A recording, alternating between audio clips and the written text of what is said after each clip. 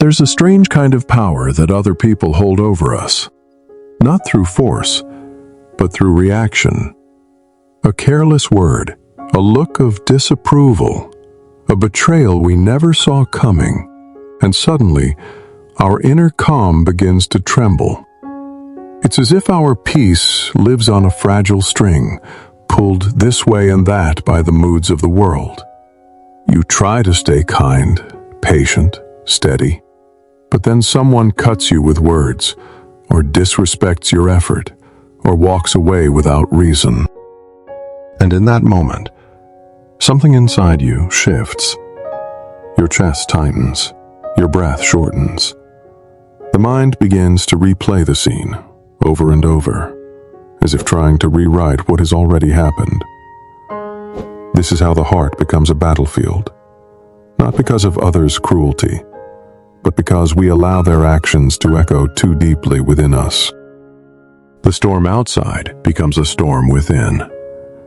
Yet somewhere, beneath all that noise, there's still a quiet space, a place untouched, waiting for you to return. So the question becomes not how to change others, but how to protect that space within you, no matter what the world does. We live in an age where our emotions are constantly exposed, displayed, judged, and mirrored back to us in ways our ancestors never experienced. A single message can pierce our calm. A single comment can ruin an entire day. And the strange paradox of our time is this: while we've become more connected than ever, we've also given strangers the power to wound us without ever meeting us. In this modern theater of comparison and reaction, our peace has become fragile currency. We trade it every time we scroll through endless feeds of other people's lives, allowing envy, anger, or judgment to creep in. We surrender it when we measure our worth against opinions that were never meant to define us. We lose it when we let someone else's bad day dictate our own. Everywhere we look, the world rewards reaction. Social media algorithms thrive on outrage. News thrives on fear.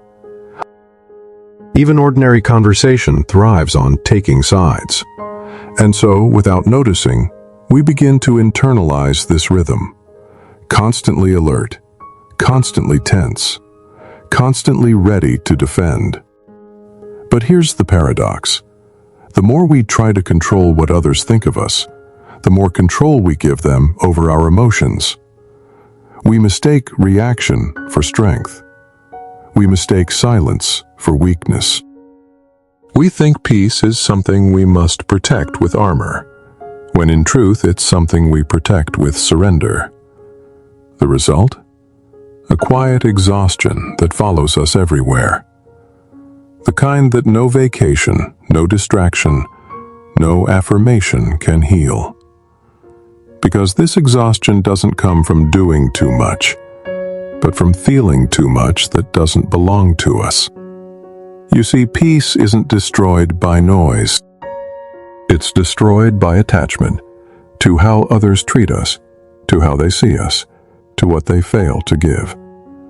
And the tragedy of modern life is that we spend so much time trying to manage the behavior of others, we forget the only thing we can truly master: our own response.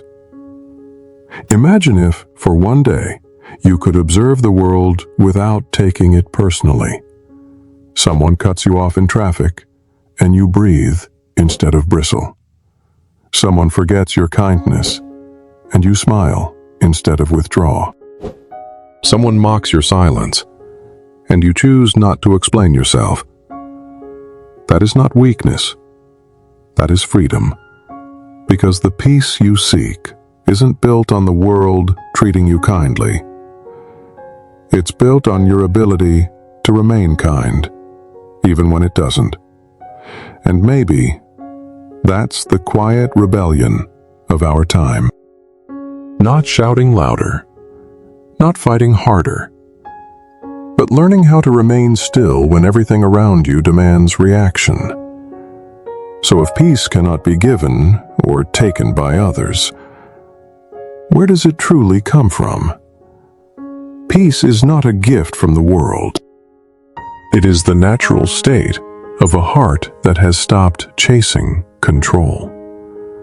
We spend so much of life believing that peace depends on what surrounds us: calm weather, kind people, stable relationships, predictable days. We build routines to shield ourselves from chaos. But the truth is simpler and far more confronting. Peace is not the absence of disturbance, but the ability to remain whole within disturbance. You can't stop people from misunderstanding you. You can't stop betrayal, rejection, or judgment. You can't control how others see you, because what they see is not you, but the reflection of their own inner world. And if you let every reflection define your worth, your peace will forever hang on the trembling threads of other people's moods. There's a teaching in many ancient traditions, from the Stoics of Greece to the monks of Tibet, that says, between stimulus and response, there is a space. In that space lies our freedom. It's not about never feeling hurt. It's about finding that tiny, sacred pause before reaction. That breath between the wound and the word. In that pause, you are untouchable. In that pause, you are whole. The modern mind, however, is addicted to immediacy. Someone insults you, you reply. Someone offends you, you defend. Someone ignores you, you ache for attention. We are so conditioned to react that we forget the quiet strength of choosing not to. It's not suppression, it's sovereignty. Because to withhold reaction is not to surrender. It's to reclaim your power. Imagine the heart as a lake. When the wind blows, the surface ripples, reflections distort, and everything looks broken. But beneath those ripples, the depths remain still. Most of us live on the surface, tossed, turned, reacting to every gust. True peace comes from sinking deeper, below the noise, where no external storm can reach. But to descend into that stillness requires courage. The courage to not engage, to not justify, to not win. In a world obsessed with proving itself, this kind of peace looks like defeat. Yet it's the opposite. It's mastery of the self. You can test this truth anywhere. When someone's anger meets your calm, it dissolves. When someone's cruelty meets your compassion, it softens. When someone's ignorance meets your silence, it loses power. This is not poetic idealism. It's physics of the spirit. Energy meets resistance and multiplies. But when energy meets emptiness, it fades. The Taoists call this Wu Wei, effortless action. The art of flowing instead of forcing. Of being unshaken, not because you have control, but because you've stopped seeking it. And this is where most of us struggle, because we mistake emotional control for emotional numbness. We think that to be peaceful means to stop feeling. But true peace feels everything. It just doesn't cling to anything. To live this way is to realize the insult says more about the one who speaks it than the one who receives it. The betrayal reveals their journey, not your failure. The rejection shows what wasn't meant to stay. The silence of others teaches you to hear your own voice. When you no longer take others' actions as personal truths, you begin to see them as passing weather, storms that come and go, while you remain the sky. That's why the ancient masters taught, the wise man is like water. He flows around obstacles. He does not resist. He finds his way. Peace isn't armor. It's openness, the kind that allows life to move through you without breaking you. But of course, this doesn't happen by accident. It requires practice. Daily, quiet, invisible practice. Moments where you breathe instead of lash out. Moments where you forgive instead of prove. Moments where you choose presence over pride. Each choice strengthens your inner foundation, like stones laid carefully at the center of a temple. Until one day you realize nothing outside you can shake what's been built within. The world still moves. People still disappoint. But their chaos no longer becomes yours.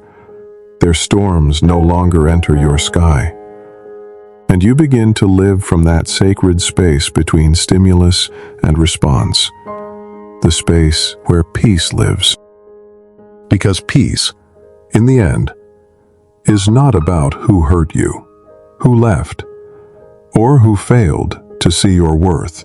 It's about the moment you decide that none of it deserves to take away your calm. As the Buddha once said, holding on to anger is like grasping a hot coal with the intent of throwing it at someone else. You are the one who gets burned. Letting go, then, is not weakness. It is wisdom in motion. So the next time someone tries to pull you into their storm, remember, you don't have to join them. You can choose to remain the calm that reminds them what peace looks like. Because in the end, your peace is your responsibility. Not a reaction to the world, but a reflection of how deeply you've come to know yourself. And maybe that's the deepest truth of all. Peace begins not when others stop hurting you, but when you stop letting them. There was once a monk who lived beside a quiet river, far from the noise of the nearby village. Every morning he would rise before dawn, sit beneath a willow tree, and watch the reflection of the sky ripple across the water's surface. He believed that as long as the river remained calm, so would he. One day, a traveler arrived, weary, angry, covered in dust from a long road. He asked the monk for food and the place to rest. The monk welcomed him with silence, offering rice and tea. But the traveler was restless. He complained about the taste, the cold air, the insects, the stillness. He mocked the monk's quiet life, saying, "You hide here while the world burns. What good is your peace if it changes nothing?" The monk listened without reply. The traveler's words were sharp, thrown like stones against still water. For the first time in years, the monk felt anger rise, a heat in the chest, a tightening in the jaw. He wanted to defend himself, to prove that peace had meaning. But instead, he turned and looked at the river. The surface was trembling, distorted by the traveler's footsteps. In that reflection, the monk saw his own heart, once still, now rippling with reaction. So he took a breath. Slowly, he placed his hands together and said, "Do you see how the river changes when the wind blows? It cannot stop the wind, but it can choose to settle once it passes." The traveler scoffed. "That's just words." But the monk smiled. "Then throw a stone." The traveler picked up a rock and hurled it into the water. The splash was loud. The circles widened, colliding, twisting. And yet, within moments, the river grew quiet again. The monk said softly, "The river cannot choose who throws the stone, but it can decide how long to hold the ripple." That night, the traveler couldn't sleep. The silence was thick, as if the world itself had stopped breathing. He rose and walked to the riverbank. In the moonlight, the water shone silver, perfectly still. For the first time in years, he felt something unfamiliar, stillness inside his chest. When morning came, he found the monk sweeping leaves by the temple. "I think I understand now," he said. "The world will always throw stones, but we don't have to become the waves." The monk looked up, his eyes gentle, and replied, "Peace is not what surrounds you. It's what survives within you." And as the traveler left, he glanced once more at the river, its surface calm, but alive with quiet movement beneath. It was then he realized, peace wasn't the absence of disturbance, but the art of returning after being disturbed. That story, though ancient in spirit, lives in each of us. We are the river, always reflecting what enters us.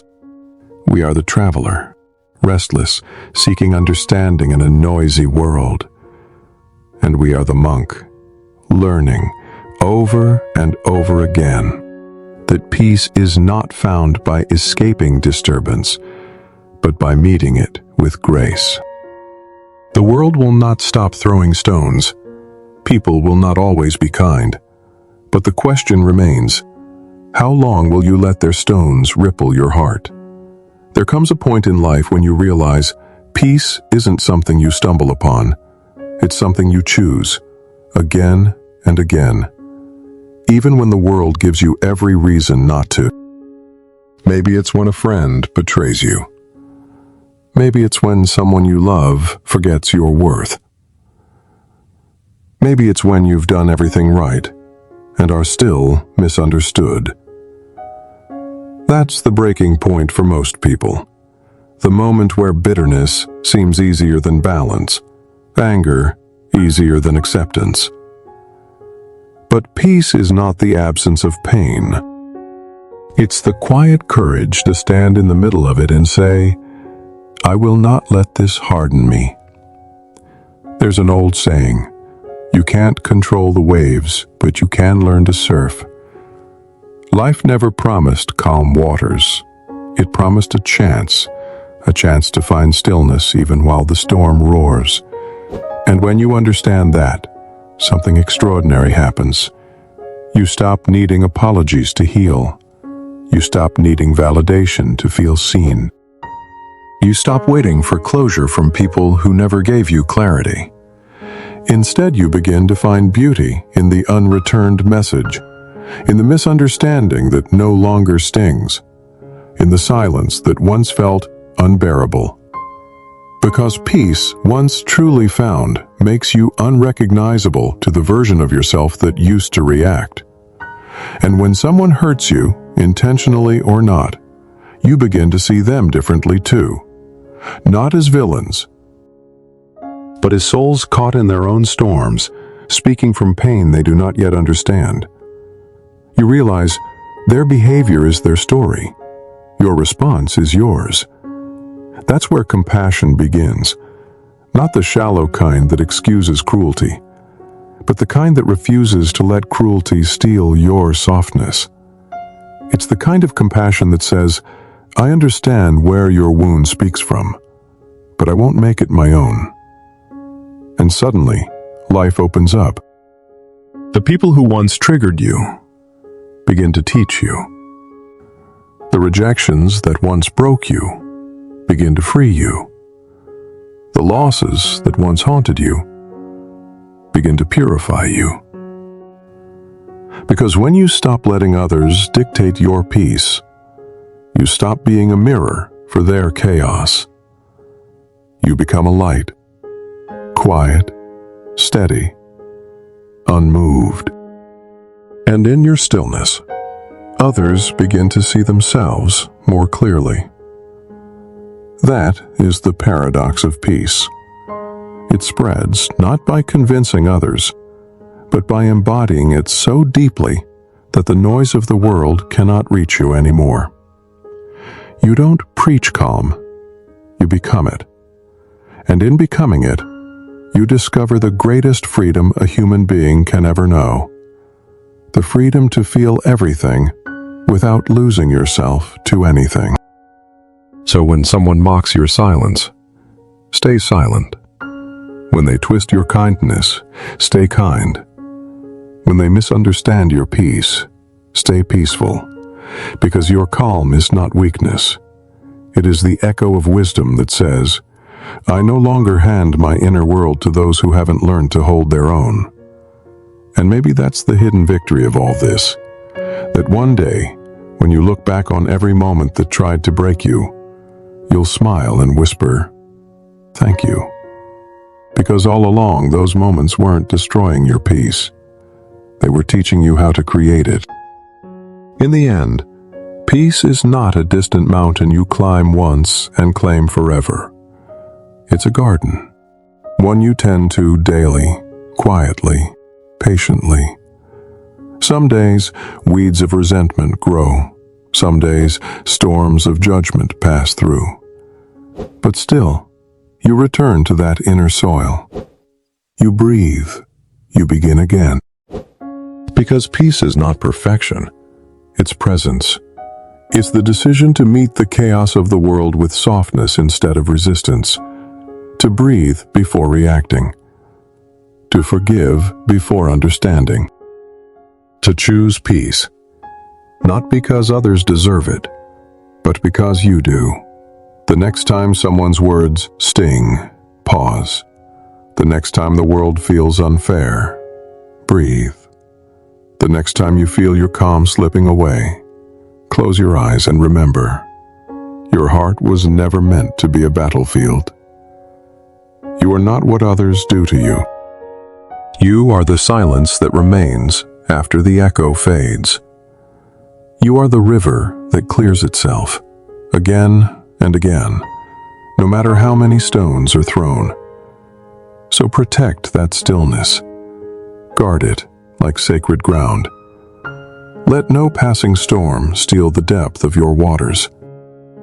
And when the noise of the world grows too loud, whisper to yourself, I choose peace, not because it's easy, but because it's who I am. That is the truest victory. That is the quiet revolution. Peace does not depend on how others act. It depends on how deeply you choose to remain whole.